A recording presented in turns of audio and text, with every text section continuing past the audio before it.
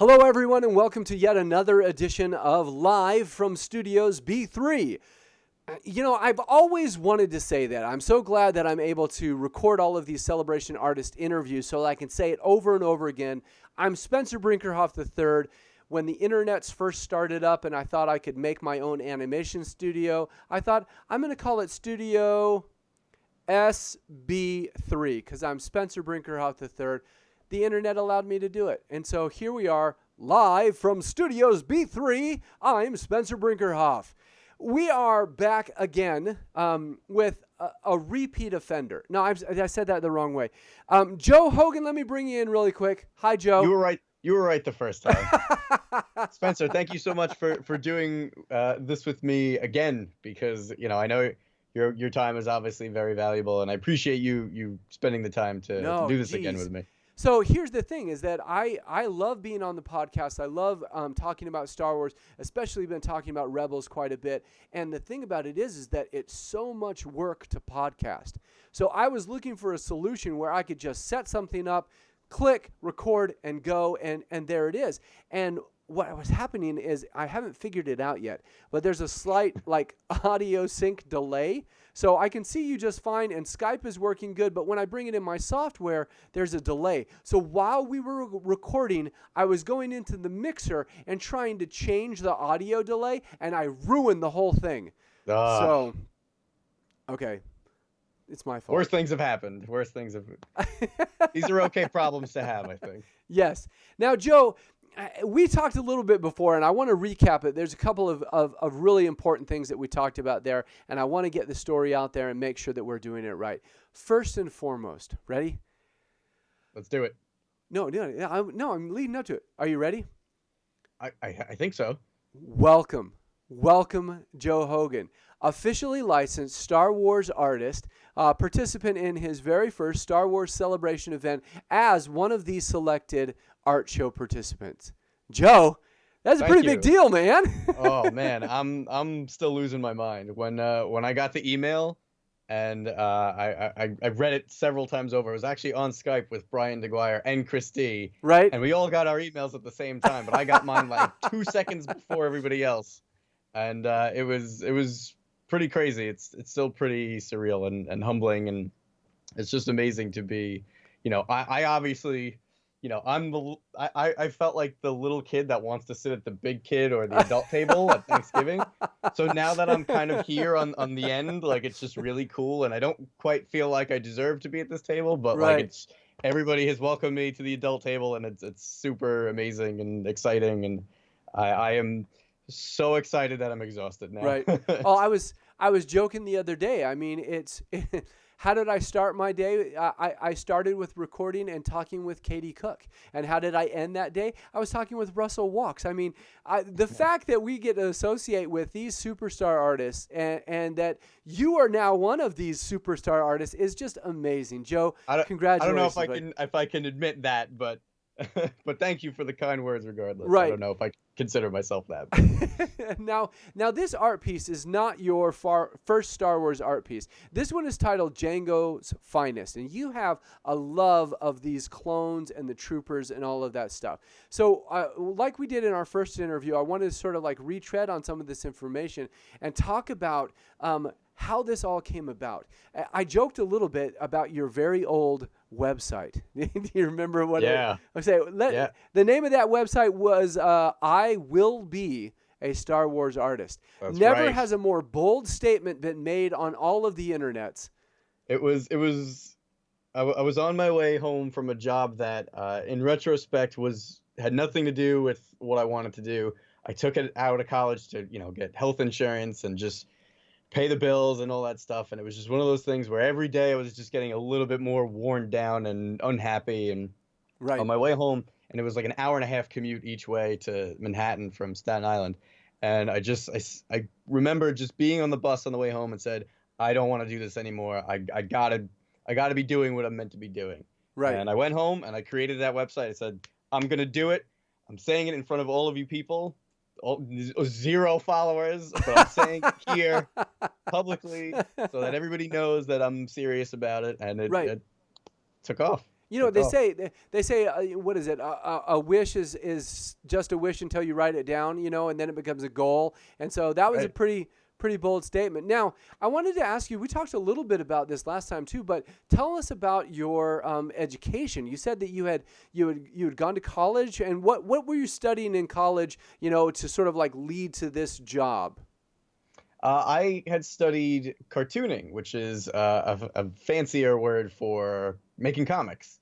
And, you know, comics were always my first love as a kid, but animation was also really in the back of my mind, and illustration and all that stuff. Like, I didn't want to just do comics, but I decided, okay, I think comics is something that I could probably get into and probably get really good at if I Right. applied myself. And, you know, I kind of just, as I was going through school, I kind of realized, like, yeah, comics, I kind of want to blend other things with comics, but didn't really have the means to do that yet. And eventually started doing motion comics after school, and, you know, obviously illustration and sketch cards and all that great stuff. But comics was my first love. 4 years of grueling cartooning education. You know, it's terrible to put those words together because I know, right? grueling and cartooning I mean, cartooning is like my happy place, you know, the Saturday Right. morning bowl of Right. cereal, you know, that kind of a thing. But grueling, I would never think of it. So did you watch a lot of cartoons, or did you talk a lot about, you know, sort of like that virtual camera and laying out a scene and you know, anatomy and all of those things? Was that all part of the curriculum? Yeah, it was everything. It was what makes good composition, what makes setting up a shot work.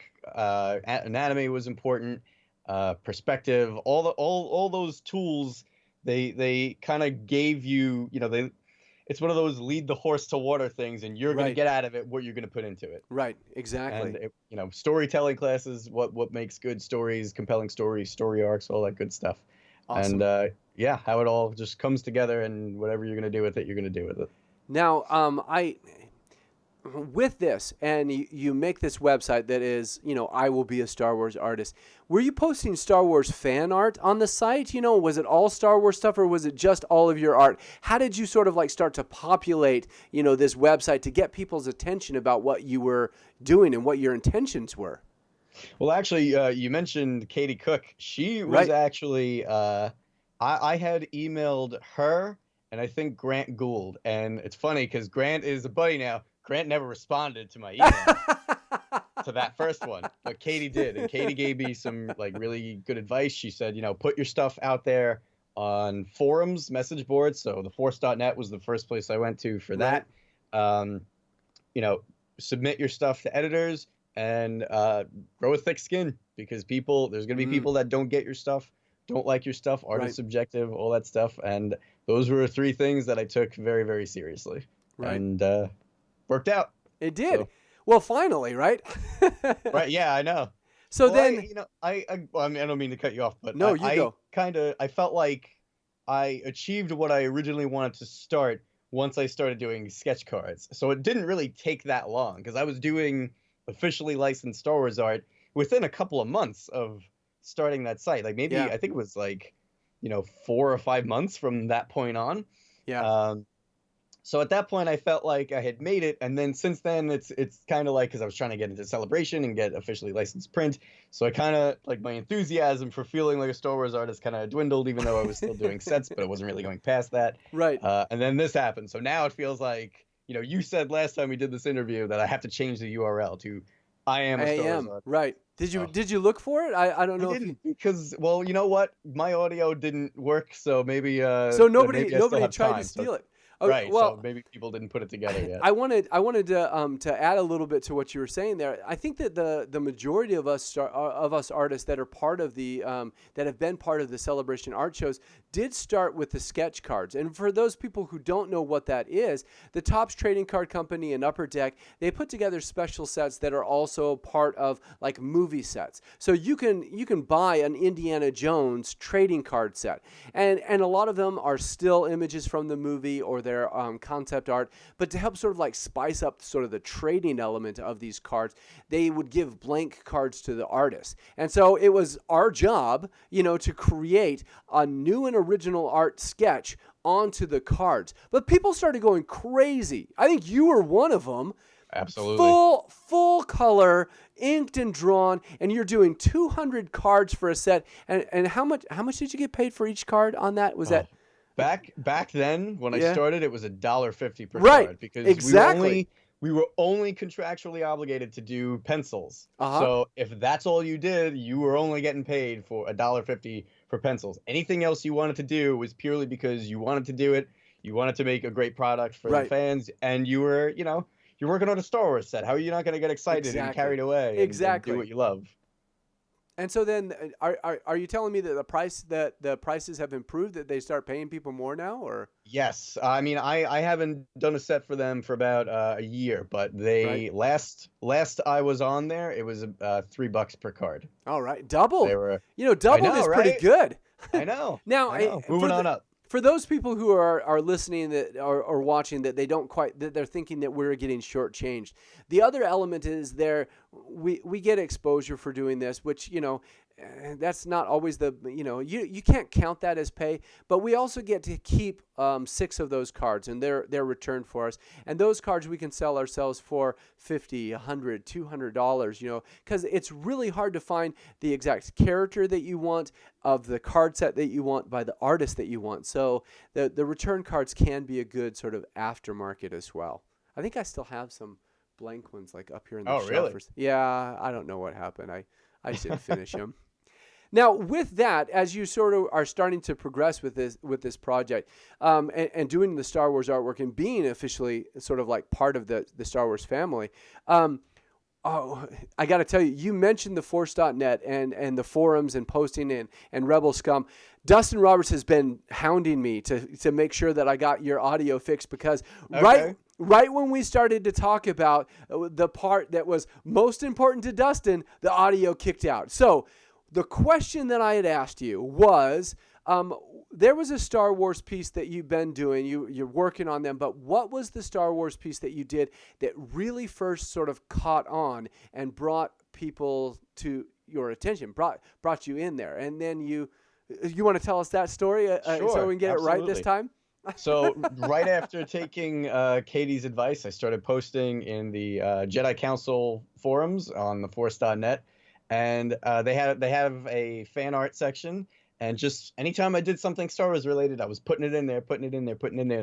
And this guy Matt Long, who was one of the moderators and one of the organizers for the Jedi Council Forums Force.net table banner, saw it and asked me, "Hey, do you want to do our table banner?" So for Celebration 5. Right. So I had never seen my artwork blown up or anything like that, so I did this big 8-foot by 2-foot banner of the carbon freezing chamber. I was super excited. Right. I did the badges for their forum members and everything. Right. And so after I did that, I was like, oh well, like I gotta go. My best friend's like, we gotta go see this. We gotta see your art all blown up at Celebration. So I went and got my portfolio reviewed by Troy Olders, the art director from Lucasfilm, and that dude is awesome and gave me great advice. And the first thing he said to me was, I think you're just about there. Go downstairs, talk to the Star Wars artists, and get advice from them on what you should be doing next, because there's very little I can tell you where to go artistically. Those are the guys you need to be talking to get yourself out there. That's you are the first person that I went to. I was not. Was I the first person that you went to after? You were the first person that I approached. I was very shy. I didn't know I had never spoken. Again, thanks to Grant, because he didn't answer my email. I didn't know. Well, they're gonna have time for me or whatever. I love Grant, by the way. He's the man. He's a great guy. But yeah, you were the first one I approached. I had seen your motion animation that you had did on YouTube for I can't remember if it was Celebration Japan. You did a print of the carbon freezing chamber also. Yeah. You did a motion video, and I was fascinated by it, and I was picking your brain about that. So just about that is I did one for Celebration Japan, which was Han and Greedo, but then that one was the first print that I did with Acme. And the other thing about that first meeting is that you walked up sort of like saying, I don't know if you know who I am. I said, well, you're freaking. I didn't say freaking. I said, you're Joe Hogan. And I said, people have been complimenting me all weekend on the wonderful artwork that I did that's over there on the Force.net's banners and their table table banners and the badges. Everybody thought that I had done the artwork, and I was like, no, that's not me. It's this other guy named Joe Hogan. You got to meet him. He's here at the show. So we got to sort of like cross the beams there a little bit, right? That was one of the most insane moments of my life, where someone whose art I was super familiar with was somehow familiar with mine. Maybe even though it was by circumstance. The fact that you had seen mine before was an amazing moment for me. That was such a cool moment. Well, thank you. But I mean, you've gone further than I have with the motion comics and stuff as well, though. You've actually taken and, you did a motion comic to advertise this art print, but before you even got into this, you did some YouTube work with the Munilist. I spaced it. What is it? So the next one is Panic Over Munilist, but the first one I had done was called Siren of Dathomir. Gotcha. And these are original stories that you have written, drawn, and then animated, and then you actually got James Arnold Taylor, the voice of Obi-Wan Kenobi, to do the voice on these things? He is amazing. He was so gracious when I approached him. I had done some work for him for his one-man stage show, and I'm actually still doing work for him. Oh, really? 2 days ago, I did some more work for him, and he's such a pleasure to work with. And after my first gig with him, I built up the courage. I was like, "So James, I have a Jedi in this motion comic. I wanna try out. Would you want to do like a line or two in Obi-Wan's voice?" He's like, "I'll do the whole thing. Like, let me know what you need. I'll do everything." So like Obi-Wan became like a bigger part in the story. Right. James, I can't say enough things about James. He's That's such amazing. a pleasure. Wait a second. Yeah, Hold on a awesome. second. Sure. Watch this.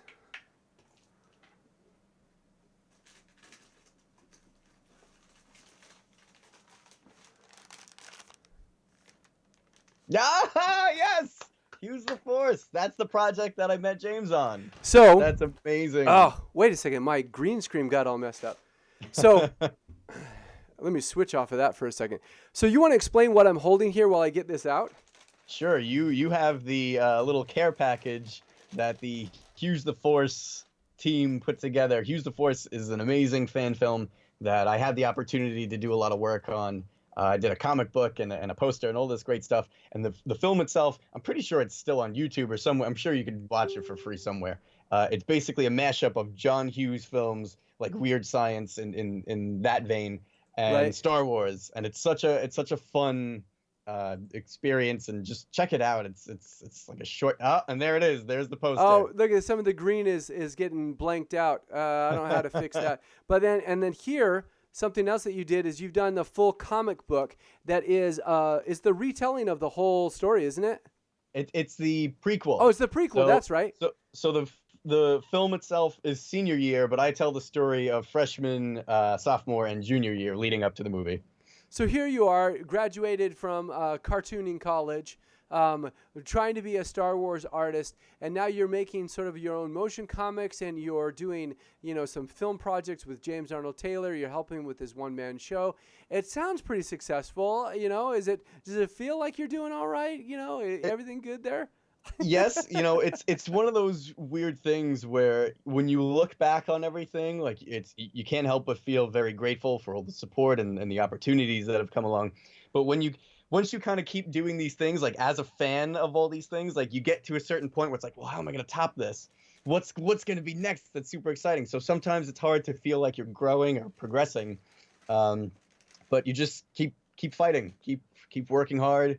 And, be cool to people, and good things are going to come along. Yeah, that's one of the things that Russ Walks and I were talking about, is the whole be cool to people, It's a weird thing to sort of like think that is part of what we do, but, you never know what's going to happen. And so we're always in our best place when we are, friendly to each other, that we're working together, because we're all in this together, right?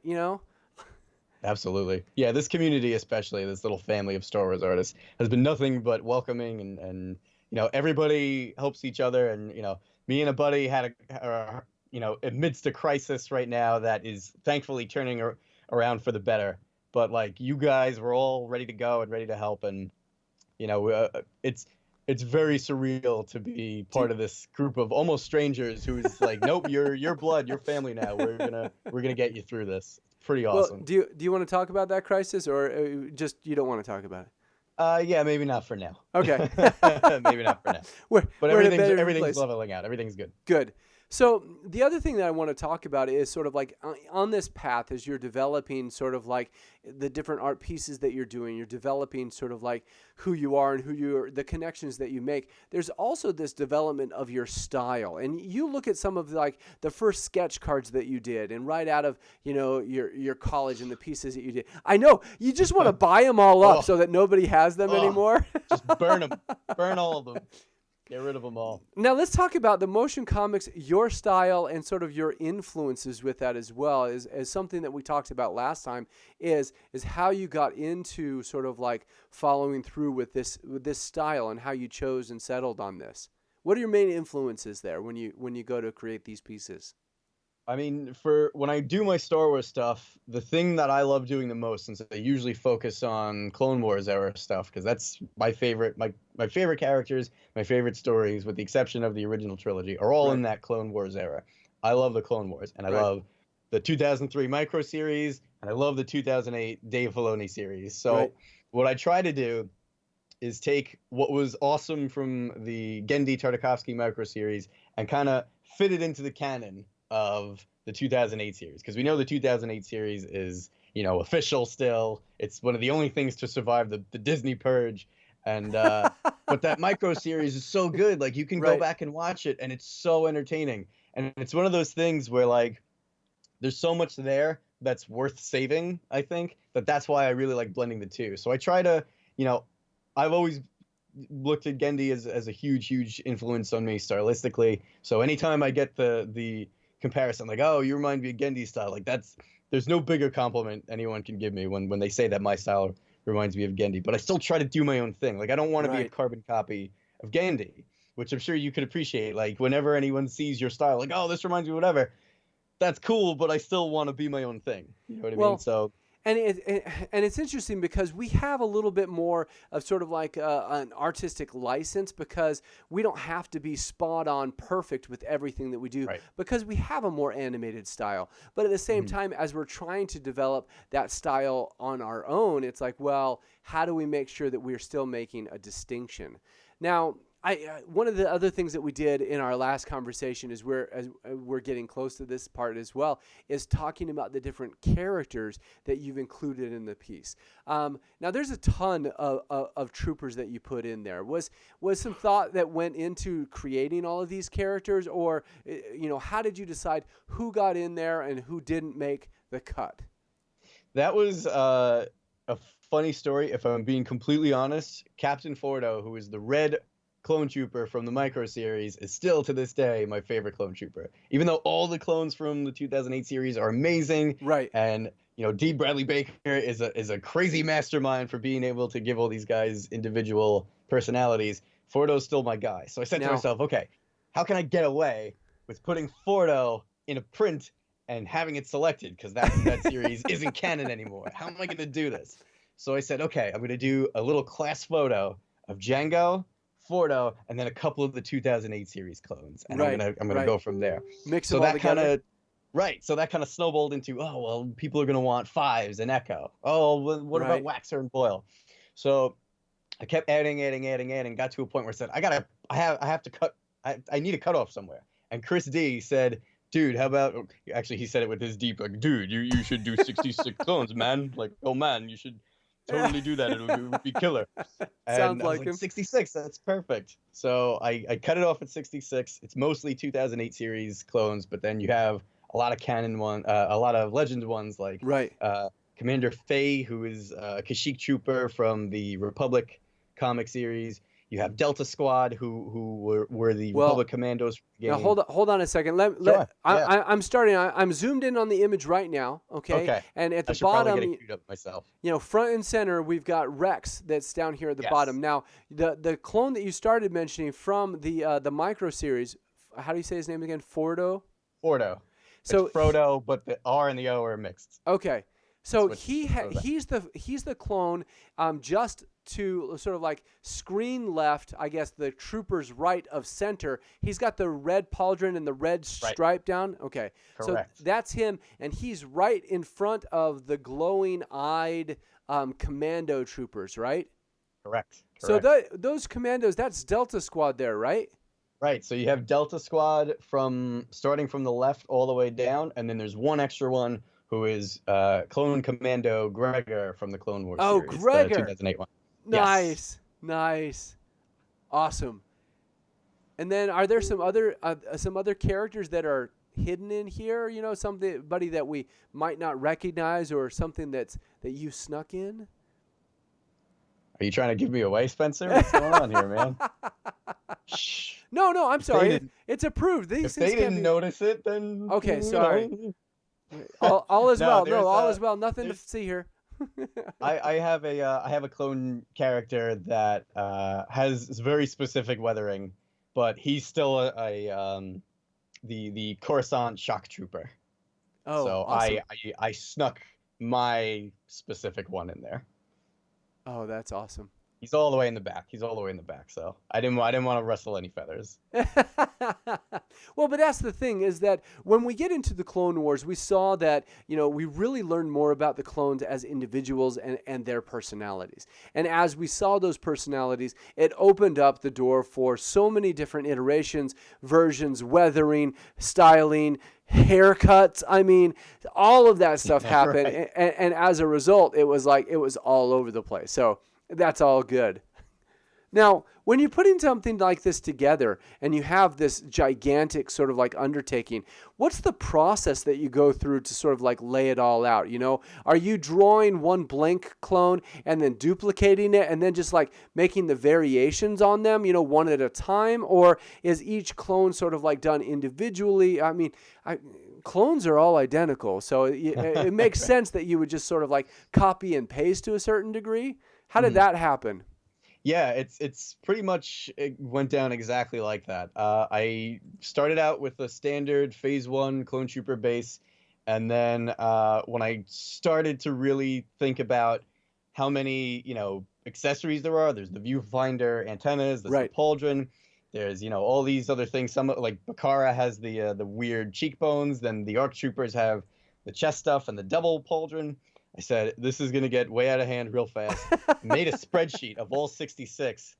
And Wait, basically like an wrote Excel down spreadsheet to sort of like track them all? an Excel spreadsheet so I wrote down what line art each one would need. So who was a Right. basic, who Right. needed the pauldron, who needed, I had X's and everything. It was crazy. It was Oh, crazy. that's awesome. That is So, awesome. And then what did you do? I don't think we talked about this last time, but one of the things that I seriously love about the Gendy series was the way that they integrated the 3D elements into that 2D environment. And we have those Republic drop ships that are flying in, and you've got them wonderfully illustrated coming out from the side and even breaking the plane of the art print. What did you do to make those? And is there any... I don't know if I can zoom in on those anymore. Is there any nose art on those gunships? there is all 4 out of the 5 have very specific nose art on there. One of them is the Plo's Bros gunship. That's the one on the top Right. left. That's from Plo Koon, right? Right. So that's his, like the Wolf Pack and all those guys. The one on the right, I'm not sure. The larger one on the right, I'm not sure what the name of it is, but it's the green Twi'lek one. Yes. Yeah. There's the other one where it's the clone fist grabbing the head of the battle droid. So that one is on the lower left, and then the top right, of course, Micro Series throwback, Captain Fordo's Wampa teeth skin with like the kind of like tiger stripes on the back of it and the top of it. That was I had to put that one in there. Oh too, yeah. 'cause I've Oh always liked yeah. that So design. I got so excited when I saw that stuff. I have a folder on my computer that is just the nose art from the series, and then there's even a couple of like fan stuff that I've collected as well. And I was like, I just love that sort of like this personality that they've added to all of these characters. Absolutely. I'm Absolutely. zooming in on the art now and trying to see it. I can't see the detail of it quite well enough on this copy, but I look forward to seeing the thing in person so I can pick all of these little details out. I even see some of the guys that were the flame troopers from the Clone Wars, and I think that this guy here in front, was he on that submarine kind of like an episode where Yeah, Anakin was like the smallest ship that with the cloaking device one. right. That's Blackout. That's him. Blackout. Yep. Nerd. Look at you I and all know. your I know. knowledge. Dude, I know all 66. I know Right? all 66. I'm ready to go. I'm waiting for people to be like, "Oh, you don't know them all." Oh yeah? Let's Right. go. So this is the goal then. You need to print out the spreadsheet, okay? You need to make sure that anybody who wants to like accept the challenge, D. Bradley Baker has to sign all 66 clones with Oh their name, man. right? I'm down if D's down, man. Like let's do it. Yeah, but then Make you'd it happen. keep that one, right? Nobody else gets that one. I would want to, but I think it would be cooler to like if someone actually could name them all. Like I Right. think that would be awesome. That would be something super cool to get Yeah. them. And So, you know what? I think I just realized over the weekend, Tim Morrison, who was Jango Fett, yes. he was Moana's father in the Disney movie. Was he really? That's awesome. Well, now you're surprising, so now it makes me question myself. But I'm pretty sure that was him, and I'm like, all right. So I don't know if he's going to be there, but it would be a great sort of like a collection to get all of these autographs. Yeah, they announced him actually 2 days ago, Oh, which did is they? where I thought you were going with it. Like, Oh, yeah, okay. he's going. Nice. So I hope somebody who picks it up goes and shows it to him and gets him to sign it. That'd be super cool. That would be awesome. Now, one of the things that I've done with all of my art prints, and I don't know what you want to do, but I keep print number 1 of 250, and I make sure that I have the number 1 of all of them. So this being your first art print, there's a lot of fans out there that are going to want to collect them, that are going to want to collect numbers in the series. I've got friends that'll only collect, number 55. You might want to hold on to number 66. I don't know, something fun like that is yours. That is yours, a special like commemorative piece just for you to hold on to. So several people have already asked me for 66. 66 has been claimed Right. by a dude who commissions me all the time. Awesome. He was the first person to ask for it, so I said, "All right, you got it, no problem." Nice. So Jason has number 66, and I don't think I want to keep any of the numbered one for the numbered ones for myself. I kind of want to treat it like the way I treated my return cards, because originally I do still have my 2 returns from my first set, but then like as it went on, I was just kind of like, oh well, it's still, you have to let them go. Like you Right. can't just hold on to them just for Right. the sake of holding on to them. You gotta put them out there. It's sad though. It's a sad day when yeah, that I last know. piece goes, right? I know it is. It is. But actually, Chris D is getting my number 1. I'm getting Chris's number 1, and he's getting mine, Oh, because that's awesome, every too. day we were in the trenches with each other. Right. From day one of conceiving our prints to now. Wait, you conceived your prints together? I mean, yeah, we were. I don't know what context you're asking me that in, Spencer, but you know what I mean. Like we're I know we're what on you Skype mean. bouncing I'm ideas off each teasing. other. Okay. All Now- right. I wasn't sure if you were serious or if we were. No, Okay. I'm All right. teasing. So here's the other thing that I want to do, and as we sort of wrap up with our time, thank you again for coming back and talking Thank you, man. and Thank allowing you. me to sort of like fix this interview. The other thing is that I want to make sure that everybody knows that being part of the Star Wars celebration is a huge honor. But with that comes quite a bit of expenses. If you guys have the opportunity, head over to Dark Ink Art and pre-order, Sure. pre-order the art print. Joe, how much is your art print going to be sold for?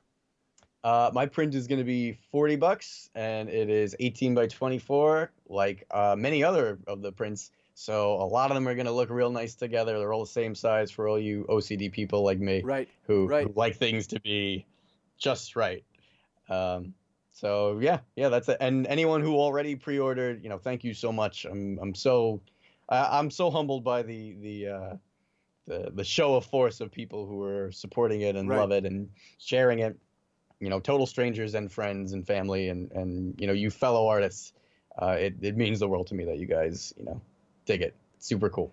Well, Super cool. Joe, hustle out and buy that domain name. You are a I Star gotta Wars get moving artist. to do this. Welcome to the gang. We certainly love all of your experiences and sharing those with you.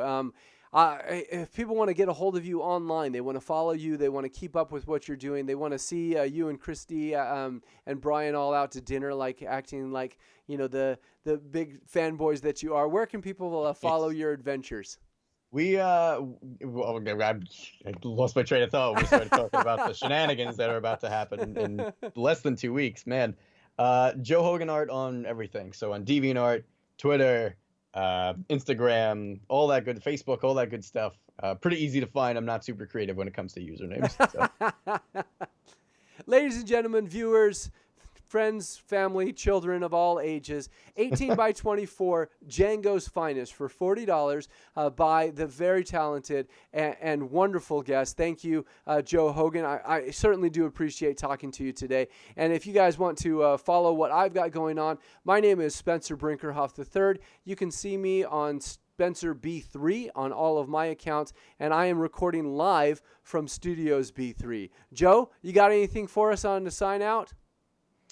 Follow your dreams. Whatever you want to do, go do it. If it makes you happy, don't worry about what anybody else thinks. Right. Do your thing. And get a job. Right. That too. Thanks, Joe. I appreciate you giving me the opportunity to fix up this interview. It was even better the second time around. I had a blast. I always have a blast when we get together, be via digital or in person. Right. I'm sorry we're not going to see you this year, man. Well, you're in. There's going to be plenty more years to do it. There will be others. Another absolutely. 30 years of Star Wars coming up. That's I'm right. sure of it. Thank you, everyone. And keep on watching. We've got plenty of interviews still yet to come, and we love talking Star Wars. We'll see y'all lady. Live. It's live. See you guys later. Thank you. Bye-bye.